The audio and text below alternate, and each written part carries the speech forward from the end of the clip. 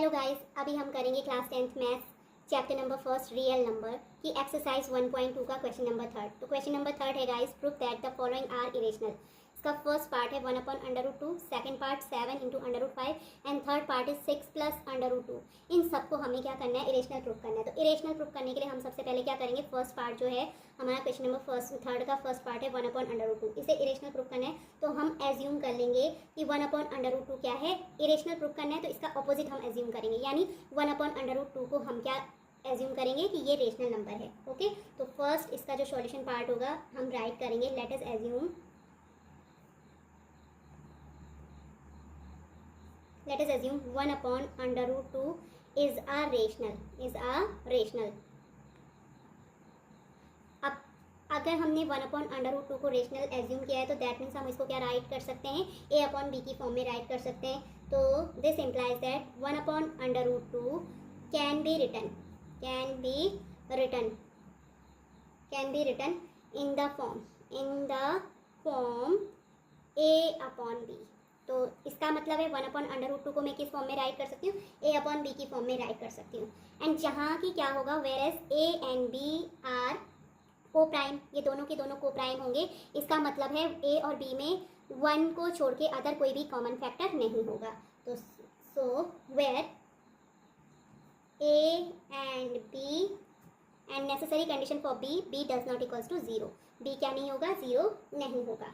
a and b are coprime की meaning है guys कि कॉमन फैक्टर अदर देन 1 है ना। इसमें कोई भी क्या नहीं होगा, a और b में दोनों में 1 को छोड़ के और कोई भी कॉमन फैक्टर नहीं होगा, यानी no common factor other than 1।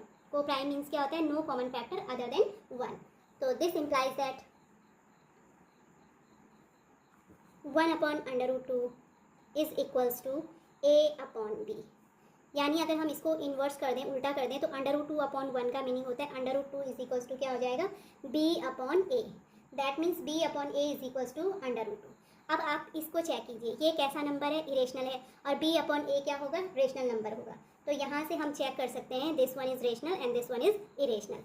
तो मैं राइट करूँगी, सॉरी, ये इरेशनल है और ये रेशनल नंबर है। तो इरेशनल इज इक्वल टू हमारा आ गया है rational. But we know that, हम क्या जानते हैं, we know that rational number always does not equal to irrational. कभी भी जो रेशनल नंबर होता है वो इरेशनल नंबर के इक्वल नहीं हो सकता। This is a contradiction. ये क्या है, कंट्राडिक्शन है। यहाँ पे इरेशनल इक्वल टू क्या है, रेशनल आया, तो this is a contradiction. This is a contradiction.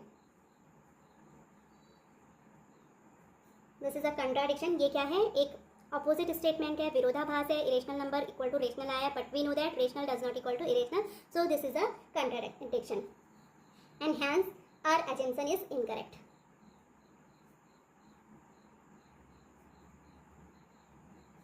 Is wrong, हमारी जो एजम्पशन होगी वो रॉन्ग होगी, एंड देयरफॉर 1/√2 इज इरेशनल।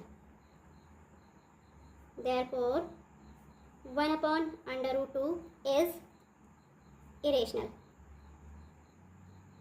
ये क्या होगा, 1/√2 क्या होगा, इरेशनल नंबर होगा। तो गाइज इसी तरीके से हम इसका बी पार्ट भी करेंगे। बी पार्ट है क्वेश्चन नंबर थर्ड का 7/5। हमें इसको क्या प्रूफ करना है, 7/5 को इरेशनल नंबर प्रूफ करना है। तो सबसे पहले हम क्या करेंगे, 7/5 को रेशनल एज्यूम कर लेते हैं। तो लेट अस एज्यूम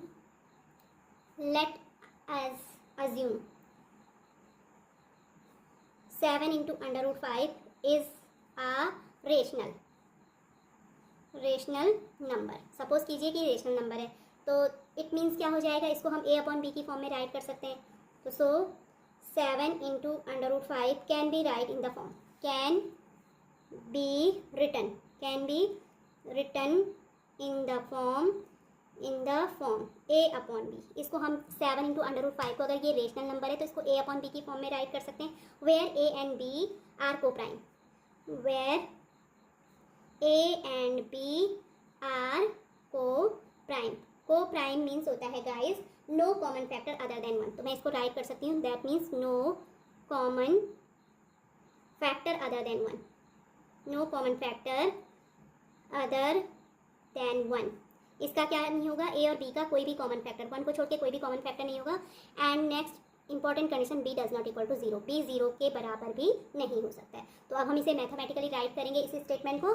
तो मैथमेटिकली हम इसको राइट कर सकते हैं 7 into √5 is equals to a upon b, यानी √5 is equals to a upon, ये 7 यहाँ मल्टीप्लाई में है तो यहाँ डिवाइड में 7b, ए अपॉन 7b। अब आप इसको चेक कीजिए, √5 कैसा नंबर है, इरेशनल, तो मैं इसे राइट करूँगी इरेशनल,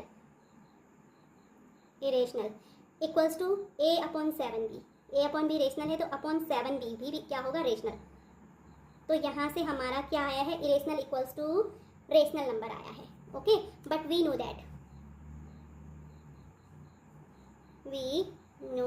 दैट, हम लोगों को पता है rational always does not equal to होता है irrational number, irrational always does not equal to rational.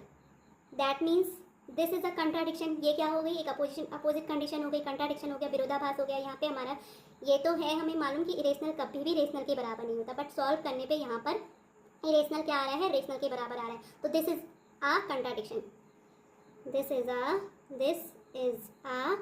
Contradiction, contradiction. अब ये कंट्राडिक्शन है तो इसका मतलब है जो हमारा एजम्पशन था, जो हमने एज्यूम किया था, वो क्या होगा, रॉन्ग होगा। तो सो are assumption is wrong, so our assumption is wrong, therefore 7 into √5 is a irrational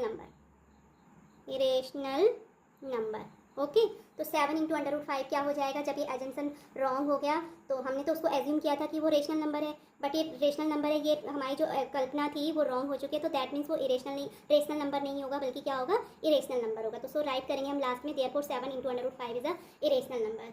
तो गाइज आई होप आपको ये भी समझ आ गया हो। इसका जो थर्ड पार्ट है क्वेश्चन नंबर 3 का, वो आप इसी तरीके से खुद से करेंगे। एंड अगर आपको मेरी ये वीडियो अच्छी लगी हो तो please like, share and subscribe it. And again thanks for watching.